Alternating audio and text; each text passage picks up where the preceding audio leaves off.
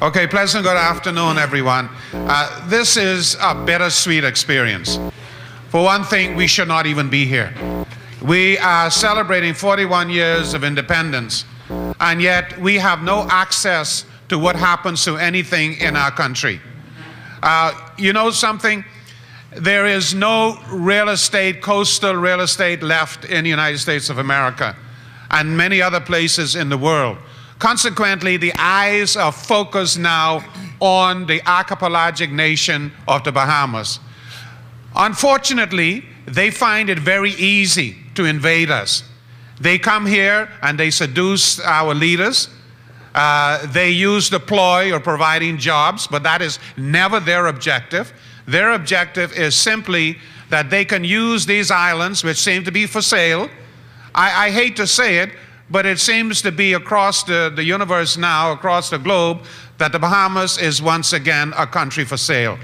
And we as a nation, we as a people cannot allow it to happen. This is a moral and sacred battle mission that we are fighting. This is no little thing whatsoever. We do not want a physical or violent revolution in this country, but we need a revolution in terms of minds of people recognizing their heritage, their allegiance to what God has given us. God has given us the most beautiful country on the earth. There's no disputing that.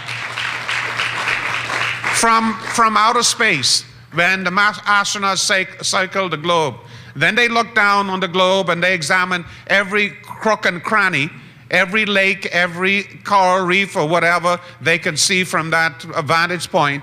They made a decision. They said that the Bahamas was the most beautiful country in the world, and they called it the gem of Mother Earth. My beloved brothers and sisters, we have a responsibility.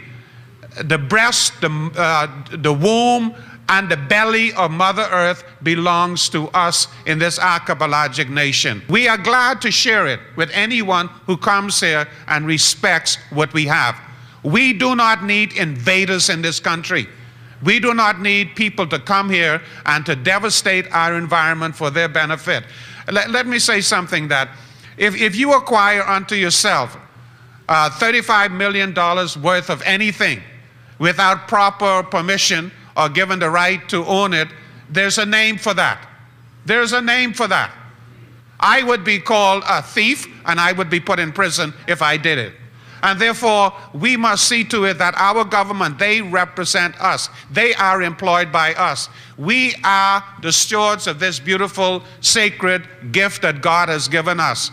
And our only objective, and is based upon truth and integrity, is to safeguard, protect this beautiful earth that God has given us. If we continue in the path that we're doing by selling every key that's available in Exuma Keys, Abaco, etc., it means that in the future, our people will have to look, they will become transient. They would have to look to other places in the world, and there wouldn't be any places to go anymore. And so it will create internal strife, and there will be a violent revolution in this country. I am warning my government tonight. Get it right. Get it right. Look to the rights of the people. Stop fooling around. Stop pussyfooting in colleagues with other people that are destroying our environment. This belongs to us now and to future generations. I have a lot more I can say, but I just want to say that we are environmental pioneers. And I want everyone in here tonight to be considered himself or herself an environmental pioneer. It means that, and those out there who are listening on the radio, you better get on board.